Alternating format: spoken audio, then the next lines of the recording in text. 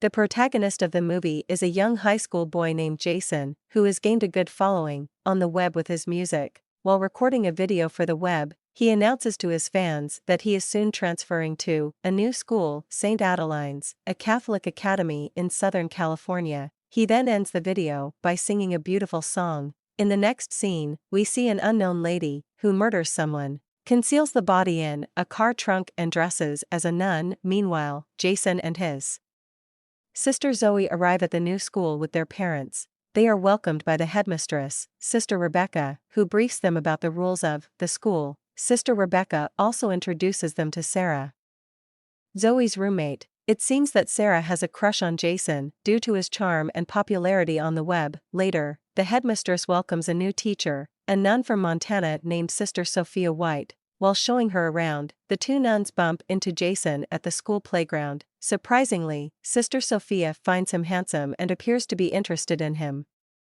It is also revealed that she is the same murderous lady from earlier. Her real name is Laura, but she appears to have stolen Sophia's identity. Later that night, the young, attractive, and mysterious nun relaxes on her bed, watching one of Jason's music videos. Surprisingly, she even kisses him on the screen. The act seems to be eerily weird for a nun, and it is evident that she is attracted towards the young musician. The next morning, Sister Sophia starts her first day at the school. Once in the class, she sets her eyes on Jason but gets annoyed and equally jealous when she sees him and Sarah flirting with each other, so she shifts Sarah to the first desk, much to her annoyance. Next, Sophia prepares to start her lessons, but right then, Zoe reminds her about the morning prayer they always have before class. Hearing this, Sophia nervously instructs the class to start the prayer, but she is unable to recite a single word herself. After class, Zoe shares her suspicion of the new teacher with Jason, but he brushes her off and walks away. He then comes across Sophia and apologizes for misbehaving in class earlier. Out of the blue, the nun asks if he and Sarah are together, but Jason denies it. The following day, though, Sophia catches the two making out. Enraged, she sends Jason away and starts threatening Sarah that she will suspend her. However, the latter reminds the nun that she has no power over her since her dad is a donor to the school. Sarah then walks away confidently, leaving the nun infuriated and annoyed. After class, Sophia asks Jason to stay behind, which Zoe once again finds really strange. She has been noticing that the new teacher is pretty interested in her brother. Once they are alone, Sophia confronts Jason about the other day, asking why he lied about his relationship with Sarah. Jason understandably remains mum, but Sophia asks him to meet her in her quarters to further discuss the matter.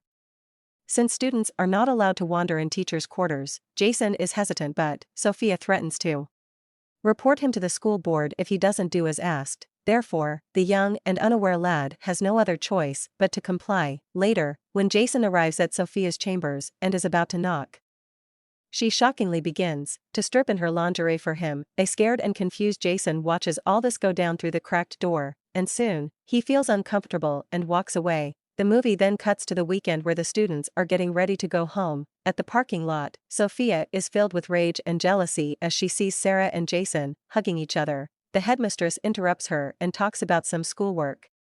However, Sophia informs her that she will also be away for the weekend since she has to visit her sick aunt. Once back at home, Jason has an intense reunion with his dad. It is revealed that the old man doesn't support his decision to pursue music. He actually wants his son to become more like his overachieving sister Zoe. After a heated argument, Jason skips dinner and goes to the pool for some alone time. However, unbeknownst to him, the obsessed Sophia has stalked him to his house. She is strangely watching him play the guitar by the pool. On Monday night, when the students return to school, Sophia sneaks into Zoe and Sarah's dorm room. At the same time, the headmistress Rebecca notices her and starts following her. Next, Sophia gets inside the girl's room and plants marijuana in Sarah's textbook, hoping to get her out of the way by suspending her. After she is done with her plans, Sophia returns to her chambers only to be stopped by the headmistress on her way back. When asked about why she is roaming the girls' dormitory so late, Sophia lies, saying she was monitoring the security. Hearing this, the headmistress walks away, but she still remains suspicious. The following day in class, Sophia's evil plan works when she asks the students to open their textbooks to a certain page. Sarah is shocked to see the marijuana in her book, which Sophia quickly grabs and reports to the headmistress. As a result, poor Sarah is suspended from school. But the wicked nun is still not done with her plans. She has the school security check everyone's dormitory. Unsurprisingly, they find a bottle of alcohol in Jason's room, the same bottle that Sophia had been drinking in her car the other night. It turns out that she planted the bottle in Jason's room so that she can make him join the community service as punishment, which will give her an excuse to further seduce him. When they find the alcohol, Sophia pretends to sympathize with Jason and pleads in front of the headmistress and the school board to not have him suspended. Instead, she wants him to stay over the weekend, engaged in community service. The headmistress is a bit skeptical about the idea, but after a bit of thinking, she agrees. In the next scene, everything works out for Sophia when she seduces Jason while he is working in the school garden.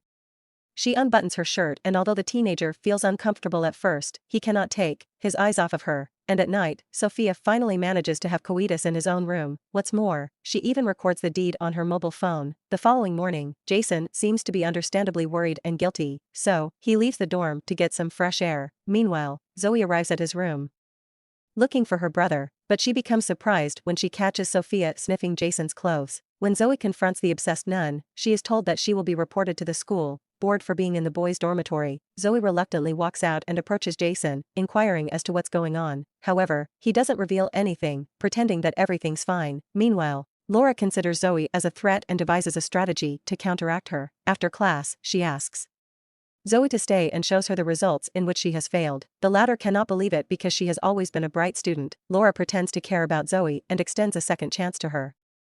She asks that Zoe stay after school for the re-exam. After this, she purposefully leaves the answer key on the desk.